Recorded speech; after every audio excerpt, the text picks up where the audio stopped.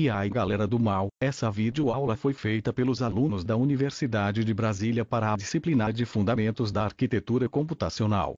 Solta a vinheta, atenção!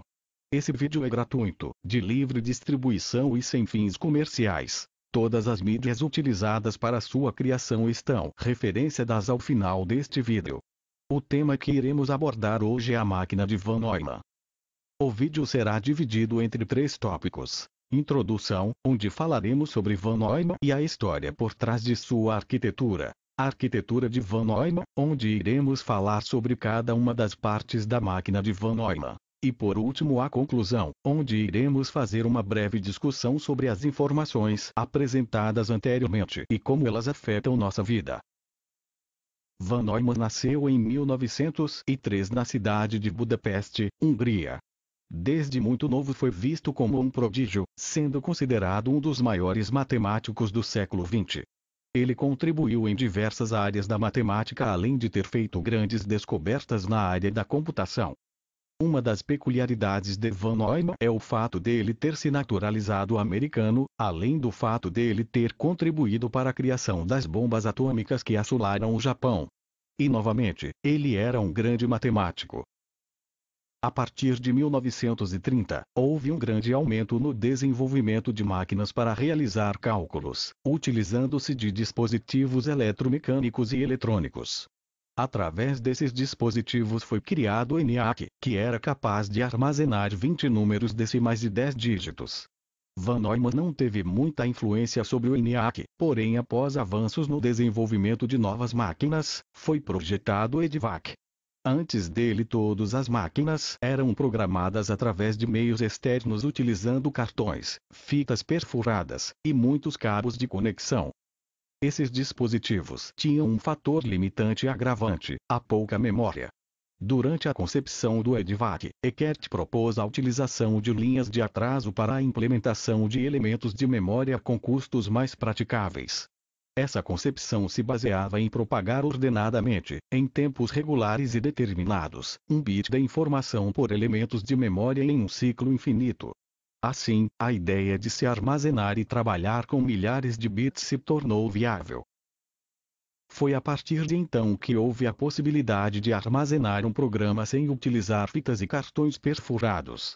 Apesar das controvérsias da criação, foi Neumann quem redigiu um relatório que abrangia a estrutura da máquina projetada. Apesar de ter sido ele quem o redigiu, o relatório nunca foi completado. A arquitetura de Von Neumann. A máquina proposta por Neumann pode ser dividida em 4 partes. A memória principal, a unidade central de processamento, CPU, unidade lógica e aritmética, ALU, e a unidade de controle, CU. Memória. A memória principal é como um compartimento com vários espaços endereçados. A CPU consegue encontrar informações buscando elas em cada um desses endereços.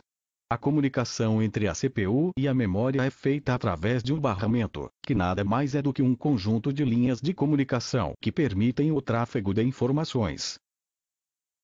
Unidade central de processamento, a CPU. A CPU seria o cérebro do computador. Ela obtém os dados e instruções através da memória e executa essas instruções. Depois ela guarda os dados novamente na memória. A CPU é composta de algumas subunidades, cada uma com uma função específica.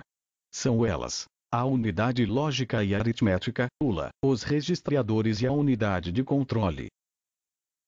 Unidade lógica e aritmética, a ULA, é uma coleção de circuitos que realizam as operações sobre os dados. As operações básicas podem incluir adição, subtração e manipulações, como o deslocamento de bits. Os registradores são posições de memória construídas dentro da CPU. Como estes estão diretamente integrados aos circuitos da CPU, seus dados podem ser recuperados em uma velocidade maior em comparação aos dados da memória principal. No entanto, devido ao número limitado de registradores na CPU, essa memória é reservada para dados que estão sendo usados em um dado momento. Então, para funcionar efetivamente, o computador deve copiar dados constantemente entre os registradores e a memória. Unidade de controle, CU. A unidade de controle Created using Powtoon.